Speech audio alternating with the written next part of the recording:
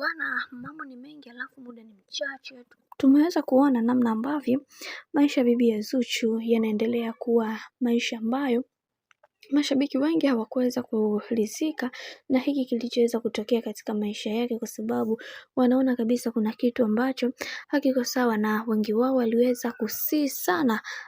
kwamba Diamond Platnumz kwa hiki ambacho anachokifanya kiukweli anamkosea sana bibi Zuhura. Haijalishi awe na upendo wa kiasi gani, haijalishi kuna vitu gani ambavyo vinavyoendelea, lakini kuna vingi ambavyo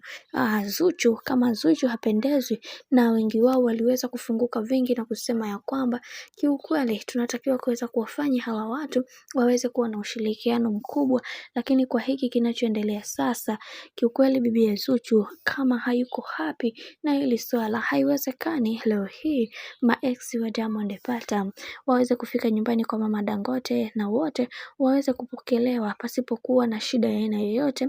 jambo ambalo watu wengi hawakuweza kulitamani kuweza kuliona, na wengi wao waliweza kufunguka vingi na kusema ya kwamba kiukweli hatupaswa kuweza kumfanya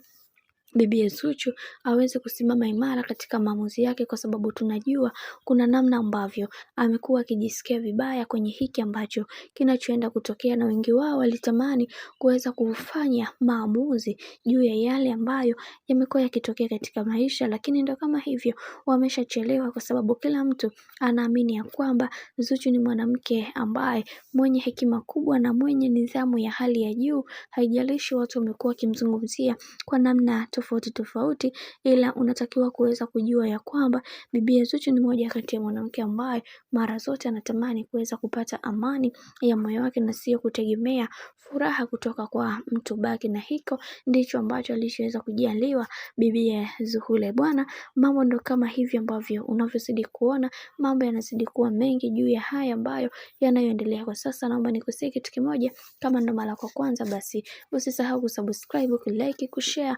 pamoja na kucomment.